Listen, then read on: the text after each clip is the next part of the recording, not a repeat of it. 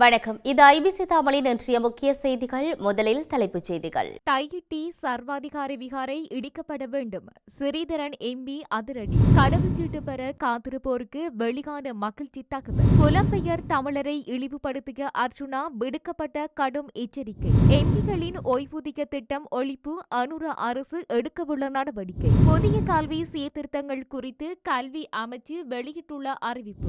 நுகர்வோர் விவகார அதிகார சபை அதிகாரிகளின் சோதனையில் சிக்கிய பேரிச்சம்பளங்கள். மாகாண சபை தேர்தல் பற்றி அரசியல் கட்சிகளுடன் பேச்சுவார்த்தை. அடுத்த 5 வருடங்களுக்கு தொடர்ந்து செயற்படவுள்ள ஜனாதிபதியின் திட்டம். லசந்தவின் கொலை விசாரணை தொடர்பில் சட்டமா அதிபரின் புதிய உத்தரவு. அமெரிக்காவிலிருந்து 400க்கும் மேற்பட்ட இந்தியர்கள் வெளியேற்றம்.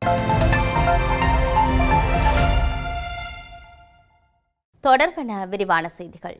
தற்போதைய ஜனாதிபதி அனுர கூறியதை போன்று சட்டம் அனைவருக்கும் சமமானது என்றால் தையிட்டி விகாரை உடைக்கப்பட வேண்டும் என நாடாளுமன்ற உறுப்பினர் ஸ்ரீதரன் தெரிவித்துள்ளார். யாழ் ஊடக அமையத்தில் நேற்றைய தினம் இடம்பெற்ற ஊடக சந்திப்பின் போதே அவர் இவ்வாறு கூறியுள்ளார். அவர் மேலும் தெரிவிக்கையில், விகாரையை உடைக்க வேண்டும் என நான் கூறியமை இனவாத கருத்து அல்ல. சட்டம் அனைவருக்கும் பொதுவானது என்ற அடிப்படையில் இதுவே தீர்வு. தையிட்டி காணி விவகாரம் குறித்து எதிர்வரும் பௌர்ணமி நாளன்று தையிட்டி காணி உரிமையாளர்கள் முன்னெடுக்கப்படவுள்ள போராட்டத்தில் நானும் கலந்து கொள்ள உள்ளேன் என அவர் தெரிவித்துள்ளார்.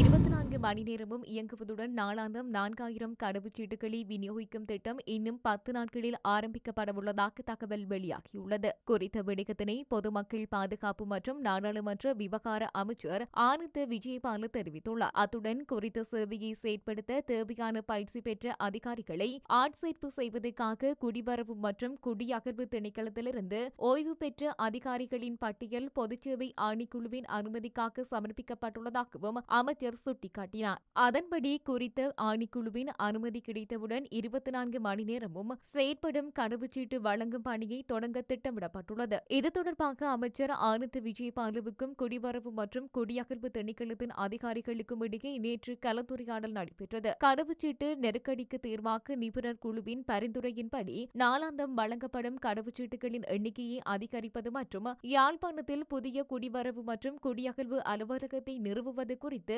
இந்த கலந்துரையாடலின் போது கவனம் செலுத்தப்பட்டதாக அமைச்சர் குறிப்பிட்டார். மேலும் வெளிநாட்டு கடவுச்சீட்டுகளை பெறவரும் மக்களின் பாதுகாப்புக்காக குடிவரவு மற்றும் குடியகர்வு திணைக்களத்துக்குள் புதிய காவல்துறை காவலரண் ஒன்றை நிறுவவும் அறிவுறுத்தல்கள் வழங்கப்பட்டுள்ளதாக ஆனந்த் விஜயபால மேலும் தெரிவித்தமை குறிப்பிடத்தக்கது.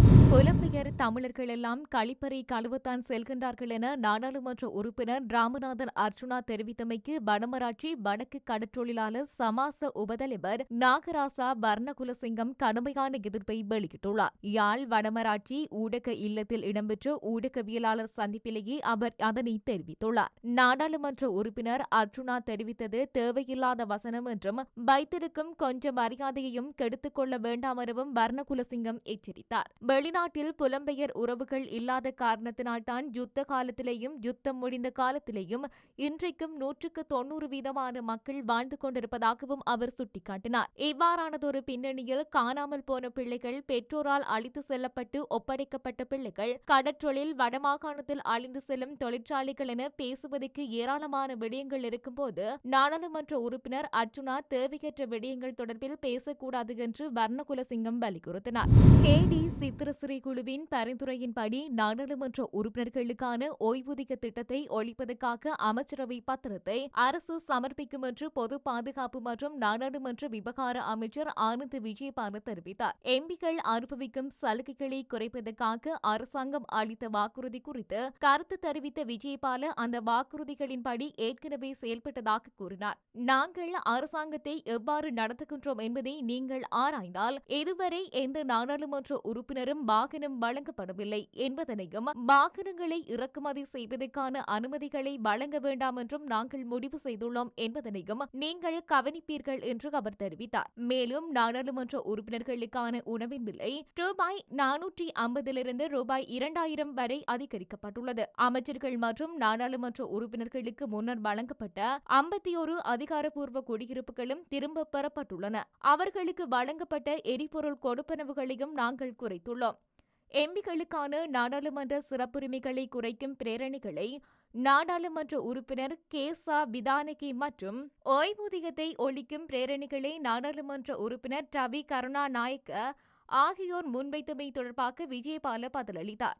அவர்கள் இந்த பிரேரணிகளை முன்வைப்பதில் நாங்கள் மகிழ்ச்சி அடைகின்றோம். நாடாளுமன்ற உறுப்பினர்களுக்கான ஓய்வூதியங்களை ஒழிப்பதற்கான எங்கள் திட்டத்தை நாங்கள் இறுதியில் முன்வைக்கும் போது அவர்கள் எங்களுடன் உடன்படுவார்கள் என்பதை இது காட்டுகின்றது என அவர் தெரிவித்தார்.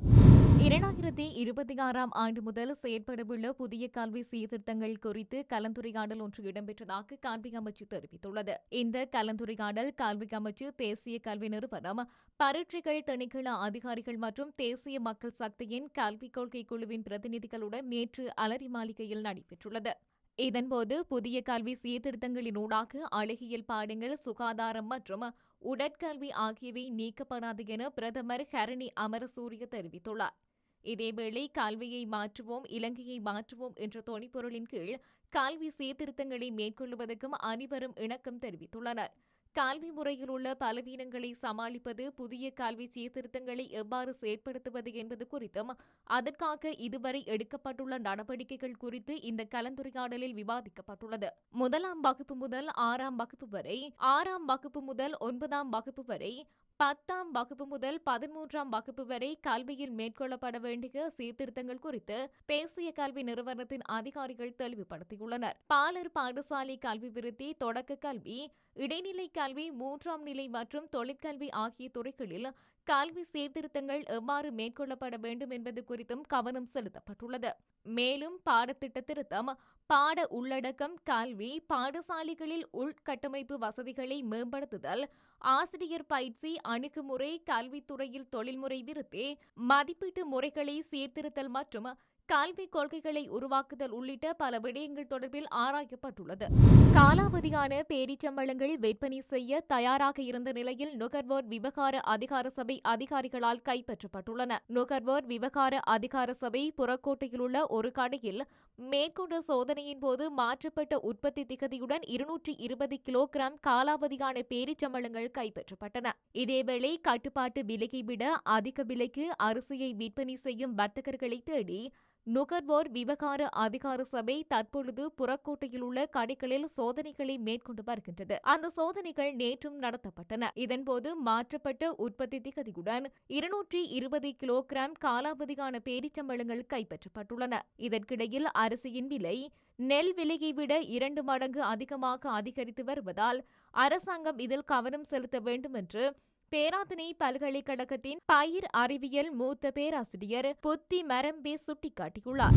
மாகாண சபை தேர்தல் தொடர்பில் அரசியல் கட்சிகளுடன் பேச்சுவார்த்தை நடத்தவுள்ளோம் என தேர்தல்கள் ஆணைக்குழுவின் தலைவர் RMAL ரத்நாயக்க தெரிவித்துள்ளார். உள்ளூராட்சி மன்ற அதிகார சபைகள் சட்டமூலம் தொடர்பில் உயர் நீதிமன்றத்தின் தீர்மானத்தை அடிப்படையாக கொண்டே உள்ளூராட்சி மன்ற தேர்தல் வாக்கெடுப்பு திகதியை நிர்மாணிக்க முடியும் என அவர் குறிப்பிட்டுள்ளார். உள்ளூராட்சி மன்ற தேர்தல் குறித்து ஊடகங்களுக்கு கருத்து தெரிவிக்கும் போதே அவர் இவ்வாறு குறிப்பிட்டுள்ளார். இது தொடர்பில் அவர் மேலும் தெரிவித்ததாவது, உள்ளூராட்சி மன்ற தேர்தலுக்கு புதிதாக வேட்புமனுக்களை கோரவுள்ளதால் ஆரம்பத்திலிருந்து தேர்தலுக்கான பணிகளை முன்னெடுக்க வேண்டும். தேர்தல் பணிகளுக்கு தேவையான நிதி திரைசேரியால் ஒதுக்கப்பட்டுள்ளது.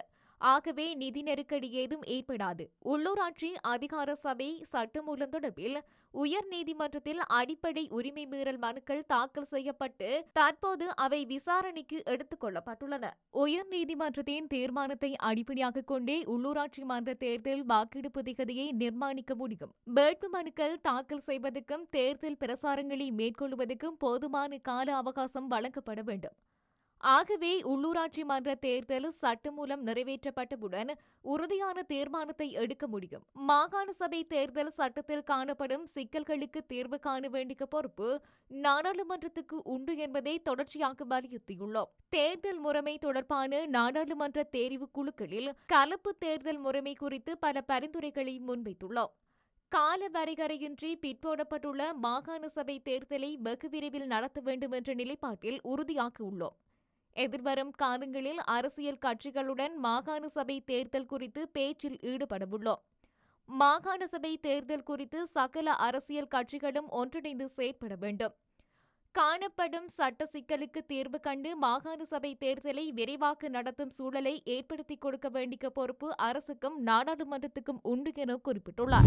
ஜனாதிபதியின் கிளீன் ஸ்ரீலங்கா வேலை திட்டம் எதிர்வரும் 5 ஆண்டுகளுக்கு தொடர்ந்து செயல்படுத்தப்படும் என்ற உறுதியை வழங்க முடியும் என தெரிவிக்கப்பட்டுள்ளது. கிளீன் ஸ்ரீலங்கா வேலை திட்டம் தொடர்பான ஜனாதிபதியின் மேலக செயலாளர் இதனை தெரிவித்துள்ளார்.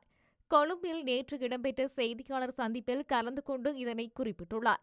இது தொடர்பில் அவர் மேலும் குறிப்பிட்டதாவது, நாடு முழுவதும் 1740 கிலோமீட்டர் கடற்கரையை சுத்தம் செய்யும் பணியின் ஆரம்ப நிகழ்வு இடம்பெற்றுள்ளது. இந்நிகழ்வு கிளீன் ஸ்ரீலங்கா திட்டத்தின் கீழ் அழகான கடற்கரை ஒரு கவர்ச்சிகரமான சுற்றுலா தளம் என்ற கருப்பொருளில் இடம்பெறவுள்ளது. இதற்கமைய இன்றைய தினம் கடற்கரையை சுத்தம் செய்யும் பணிகள் மேற்கொள்ளப்படவுள்ளன.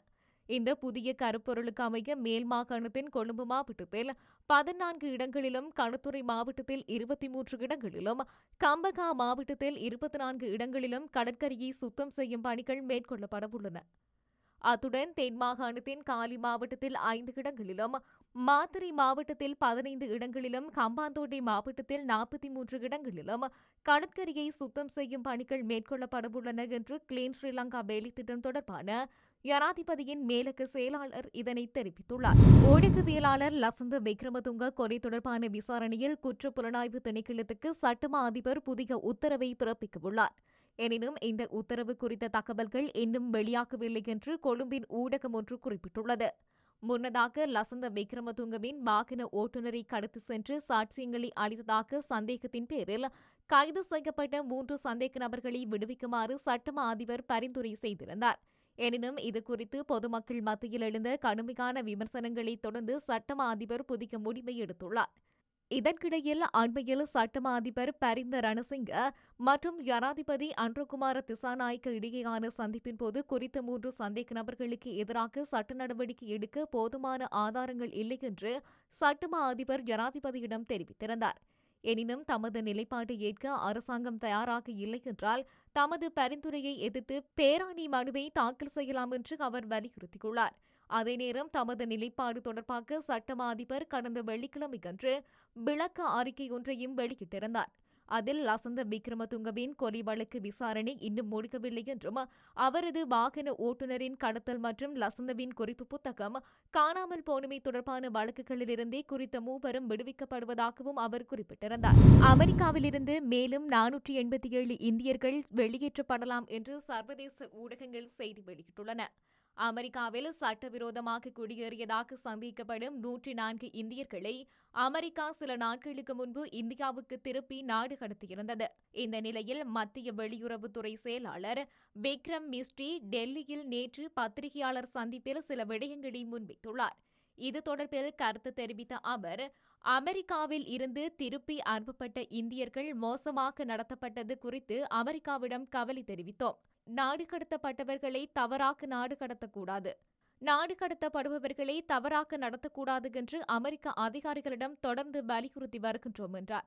இந்நிலையில் அமெரிக்காவிலிருந்து மேலும் 487 இந்தியர்கள் வெளியேற்றப்படலாம் என்று மத்திய அரசு அறிவித்துள்ளது. அமெரிக்காவிலிருந்து மேலும் 487 இந்தியர்கள் நாடு கடத்தப்பட இருப்பதாக தகவல் கிடைத்துள்ளன. அவர்களில் 298 பேரின் விவரங்கள் இந்தியாவுடன் பகிர்ந்து கொள்ளப்பட்டுள்ளன. அந்த தகவல்கள் சரிபார்க்கப்பட்டு வருகின்றன என விக்ரம் மிஸ்ரி தெரிவித்தார். இத்துடன் இன்றைய முக்கிய செய்திகள் நிறைவடைகின்றன. தொடர்ந்தும் செய்திகளை அறிந்து கொள்ள IBC தமிழ் நியூஸ் என்ற எமது யூடியூப் பக்கத்தினூடாக இணைந்திருங்கள். வணக்கம்.